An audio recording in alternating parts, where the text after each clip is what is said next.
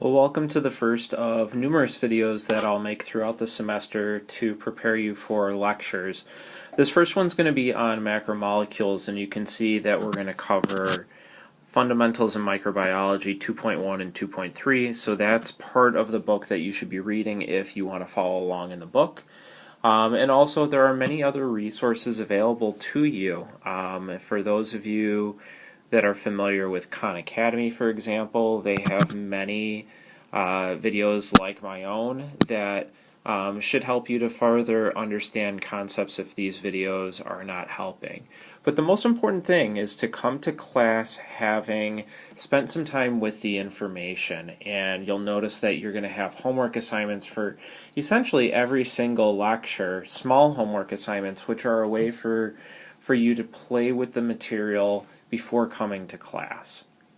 So in this particular lesson, we're going to cover the three following objectives here. By the end of this lesson, you should be able to describe the properties of covalent and hydrogen bonds, describe pH, acid, base, and buffer with respect to hydrogen ion concentration, and then in class we'll be comparing and contrasting hydrophilic and hydrophobic molecules, though we will begin that here.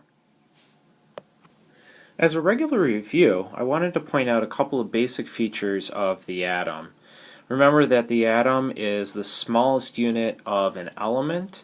The protons and the neutrons are located within the center or the atomic nucleus. Protons are positively charged, neutrons have no charge at all, and electrons are located in these orbitals outside of the atomic nucleus, and electrons are negatively charged. I did want to point out also that this outermost shell is known as the valence shell, and the importance of this is that the valence shell will help us, or how many electrons are located in the valence shell is going to help us to determine how many bonds different atoms can make. So for example, this is carbon here. Carbon has 4 electrons in its outermost valence shell. At maximum, it can take 8 in this valence shell. And if we take 8, subtract 4, that tells us that there's room for 4 more electrons. Well, this is how many bonds carbon can form. Now in biology, we do focus on ionic bonds to some extent, but we're going to spend most of our time here focused on covalent bonds. And remember that in covalent bonds, electrons are shared between two atoms, so those electrons get used to fill the valence shell of both of the atoms involved in that bond. This does not mean that those electrons are shared equally, and we'll come back to that principle in a couple of minutes. But the ones that we're going to focus on, or the atoms we'll focus on most frequently here, are going to be carbon, oxygen, hydrogen, and nitrogen, as these make up the majority of the atoms within all living organisms. Sure, there's some phosphorus in there, but these are the 4 that I really want you to be able to focus on. And remember that those bonds can be shared as single bonds, double bonds, or triple bonds to share 2, 4, or 6 electrons between two atoms. Now, as I mentioned in the previous slide, the electrons that are shared within covalent bonds do not need to be shared equally, and this leads to the property of polarity. And so polarity is based on the difference in the electronegativity between two atoms. And what does that electronegativity mean? Well, in essence, here are the electronegativity values for hydrogen, carbon, nitrogen, and oxygen, and you can see we have them listed in order of increasing electronegativity. As the electronegativity increases, that means that the atom is going to hold on to those electrons more tightly. And so in other words, in a bond between oxygen and hydrogen, again being a polar bond, or it being not only a polar bond but covalent, these electrons are shared, but more often they are found in the location of the oxygen than they are in the location of the hydrogen. We assume a bond to be polar if the electronegativity difference between two atoms is greater than or equal to 0.5. In other words, the bond between oxygen and nitrogen, the difference here is 0.5. This is a polar bond. The difference between carbon and hydrogen, on the other hand, is 0.4, and we consider this to be nonpolar. Therefore, those electrons between hydrogen and carbon are being shared equally to one another. There are numerous properties that polarity gives to molecules, and one of the properties that it provides is the ability to be dissolved in water. Water, as we've already pointed out in an oxygen-hydrogen bond, the electrons are more often found in the vicinity of the oxygen than they are in the vicinity of the hydrogen. And we can model this in a couple of ways. One way we can write this is to say that oxygen has a partial negative charge and the hydrogen has a partial positive charge. The other way that we can do this is to draw an arrow here, a plus sign at the hydrogen with an arrow pointing towards the oxygen, saying that the electrons are closer to the oxygen than they are to the hydrogen. The other thing that this provides then is the ability of molecules to cohere or adhere to each other and also to be dissolved. So for example, hydrogen having a partial positive charge and oxygen having a partial negative charge will allow these two to interact with each other through an electrostatic interaction. And this electrostatic interaction is known as a hydrogen bond. Hydrogen bonds can form between partial negatives and partial positive charges of the oxygen and the hydrogen here.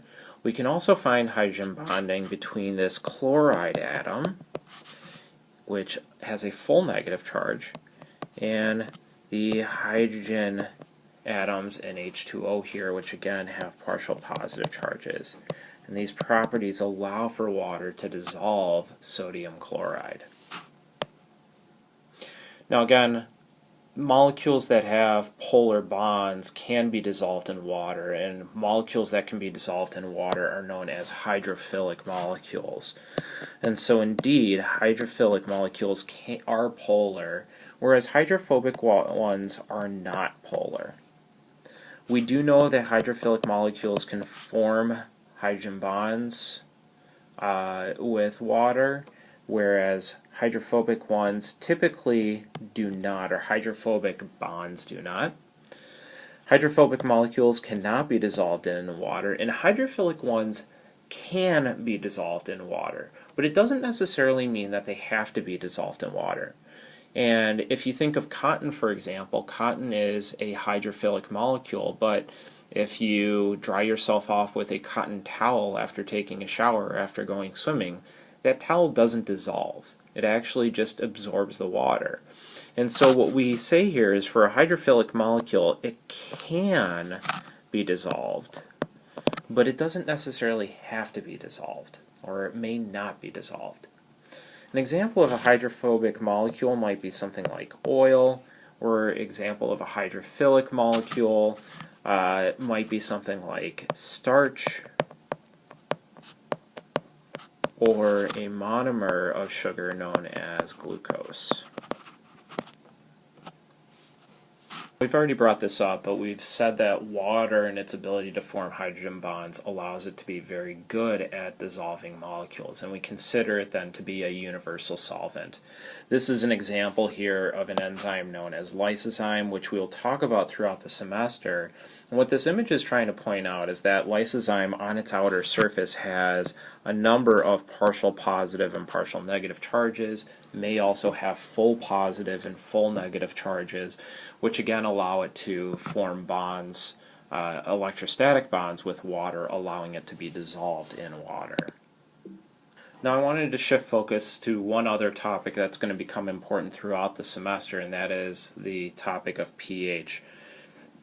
I want to reintroduce you to the pH scale, which is located on the bottom here, and we consider pure water to be a neutral solution. It has a pH of 7. Anything that is more acidic would be on the left-hand side here, so pH values from 0 to 7 are considered acidic, basic 7 up to 14. And pH is a measurement of the hydrogen ion concentration within a solution. So as pH actually decreases, this leads to an increase in the hydrogen ion concentration. And as pH decreases,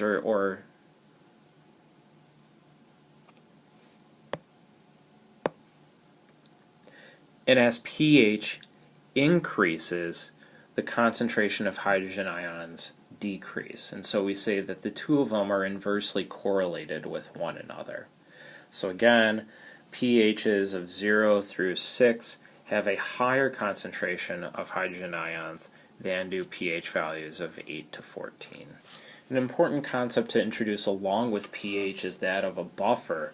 And buffers are substances that minimize changes to pH by either releasing hydrogen ions or soaking up excess hydrogen ions. In some ways, buffers are kind of like sponges. So this is an example of a buffer here, bicarbonate, and this is a buffer that we find within the human body, particularly within our bloodstream. And as hydrogen ions are flux into, for example, maybe the bloodstream or a location where bicarbonate is found, bicarbonate will bind to that hydrogen ion to form carbonic acid, and this resists a change in the pH. If there is a high concentration of hydroxide ions, which is an indicator of a high pH value or a basic solution, then carbonic acid will release a hydrogen ion so that water is formed, and that carbonic acid will go back to this bicarbonate form. So as I mentioned, this is kind of like a sponge. Just like a sponge soaks up water, a buffer will soak up excess hydrogen ions, and then in cases where you need water, you wring out your sponge.